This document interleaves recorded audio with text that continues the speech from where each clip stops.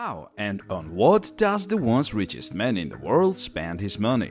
What are the interests of the founder of Amazon? Hello dear friends, today we are going to talk about a not unknown person like Jeff Bezos, his company and his life. Jeff Bezos, the founder and current CEO of the largest company Amazon, has a fortune of $139.5 billion. He, of all people, knows a lot about luxury real estate and doesn't skimp on buying new homes.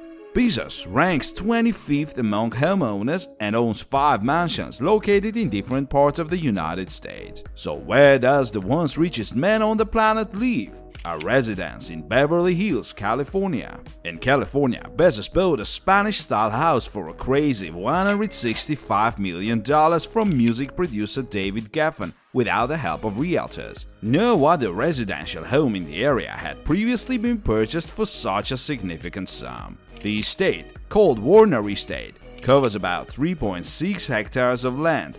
The residence includes several guest houses, a garden plot, a swimming pool, as well as its own golf and tennis courts. The area of the billionaire's mansion itself is 1.3 thousand square meters.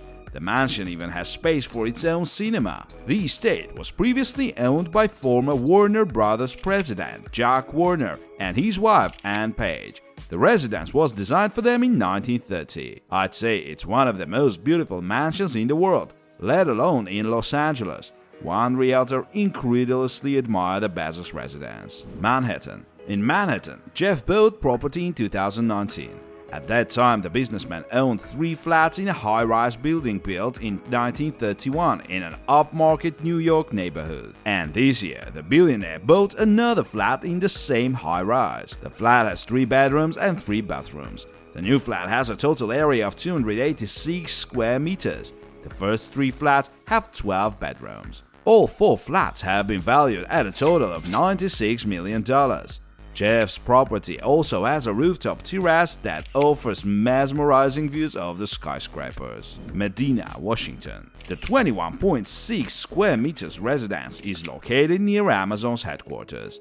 The living space is 2,694 square meters. Jeff's properties in the suburbs of Seattle include 2 good quality mansions. Both houses have room for 5 bedrooms and 4 bathrooms. The property is located along the 94-meter shoreline of Lake Washington. The mansion was renovated in 2010 at a cost of $28 million. The residence is surrounded by tall plants and fences. Van Horn, Texas. As a child, Jeff often visited his grandparents' ranch in Texas. As an adult and successful, Jeff purchased a 30,000-acre ranch in Van Horn for his family. The mansion is a modular building and is adapted to comfortably accommodate a large family of 12.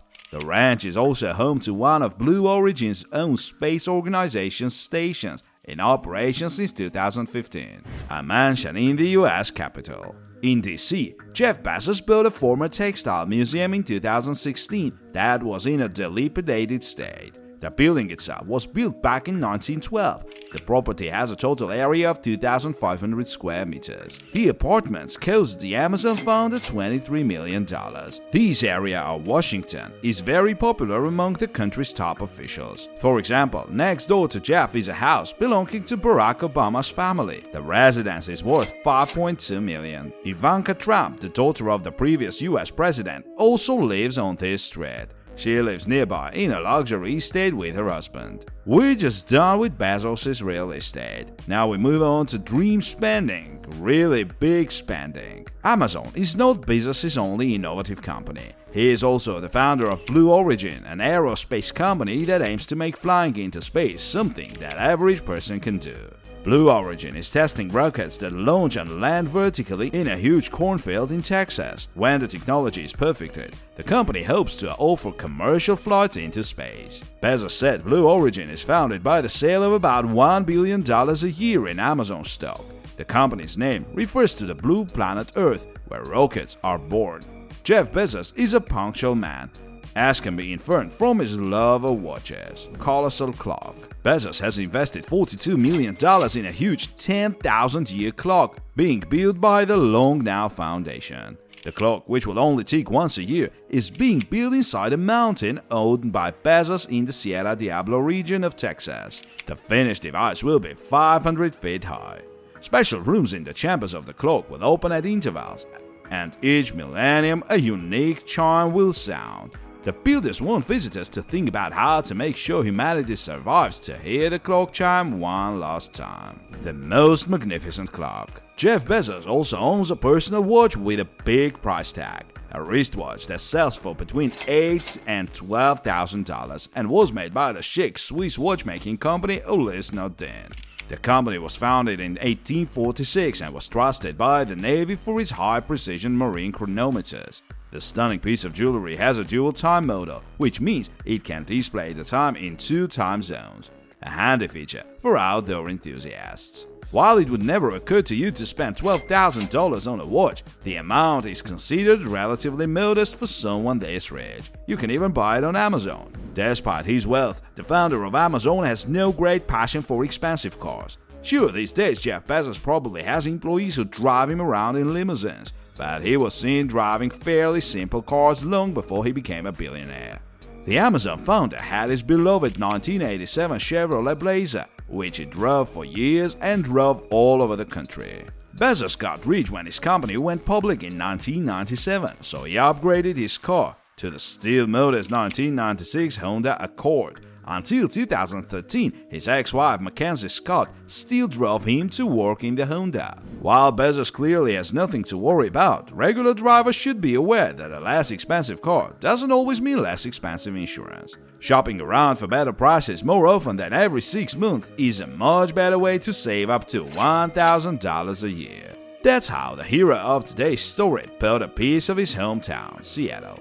In Seattle, Jeff Bezos built 4 blocks downtown and built some of the most futuristic office space you'll ever see. These biospheres and other unique architecture in the area, known as the Dennis Triangle, probably help employees come up with new ideas to keep Amazon thriving. Bezos knows how to make his company look innovative, which helps strengthen the brand. Private jet.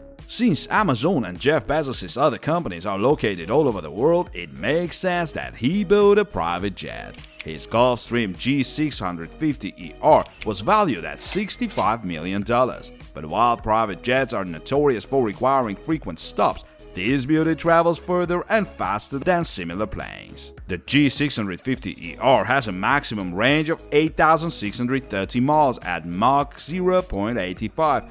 Or if you're in a hurry, 7,365 miles at Mach 0.90. You can pay for comfort and convenience if you have the extra money. If not, it may be time to look for a better paying job or even a lucrative part-time job. Modern technology has made this search less painful. Donating to charity. The Bezos Family Foundation manages all of Jeff Bezos' charitable efforts. He has been criticized in the past for making his donations seem relatively small compared to other billionaires such as Mark Zuckerberg and Bill Gates. Nevertheless, Bezos topped the list of philanthropists in 2020 with a $10 billion donation to fight climate change. Work on Blue Origin is not progressing fast enough for humanity to find a new home yet. Work on Blue Origin is not progressing fast enough for humanity to find a new home. Not yet. So far, 16 recipients, including the World Wildlife Fund and the Conservation Fund, have received a total of $791 million from his Bezos Earth Foundation. Towards the end of our narrative, we'll talk about what's relaxing. Bezos doesn't like to stress either. Meeting pizza. He doesn't like wasting time on unnecessary meetings, and who needs it anyway? So he's set to adhere firmly to what is known as the 2-pizza rule. It reads, big, drawn-out meetings never amount to anything, so if 2 pizzas aren't enough to feed everyone in the meeting, it's not worth the trouble. I wonder how many slices everyone should take. We can't say with certainty that Bezos actually buys 2 pizzas for every meeting he attends, but he can certainly afford it. And how many pizzas do you order for an important meeting?